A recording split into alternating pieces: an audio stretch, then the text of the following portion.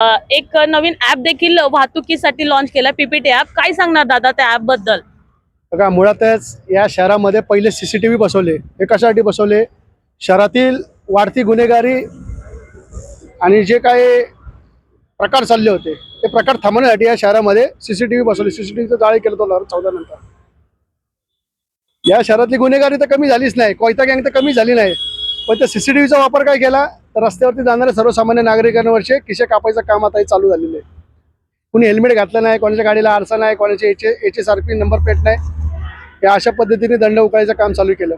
त्यात बरीच भर म्हणून आता काय केलं, यांनी पीपीटी ॲप आणलं. हे पीपीटी ॲप कशासाठी आणलं तर लोकांनी फोटो काढायचे ते द्यायचे. मुळात या शहराला बक्षीस त्याच्यावरती बक्षीस.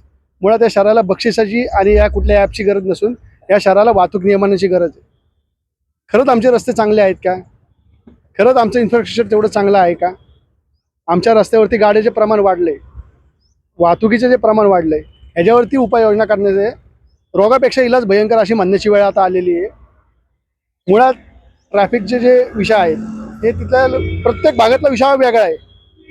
त्या ठिकाणी शाळा सुटण्याच्या वेळेस, कार्यालय भरण्याच्या वेळेस, कार्यालय सुटण्याच्या वेळेस अशा वेळांमध्ये ट्रॅफिक होतं.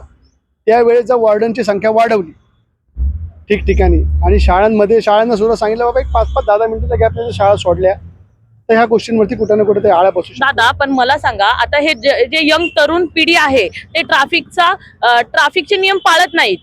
म्हणजे खूप सिग्नल तोडणं झालं, अशा प्रकार खूप जास्त प्रमाण. मग त्याच्यावर हा ऍप योग्य नाही का? बघा, पहिलं आहे ना, या शहरामध्ये एक चांगली संस्कृती होती 2014 पूर्वी.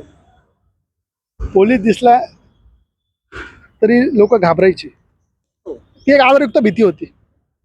2014 नंतर राजकीय हस्तक्षेप वेळोवेळी सत्ताधारी पक्षांनी केल्यामुळे ही जी यंग सर्कल आहे यांना पण माहिती आहे की बाबा आपण ठराविक पक्षाच्या कार्यकर्त्याला सत्ताधाऱ्यांना फोन केला की आपण त्यामधनं बाजूला होणार आहे.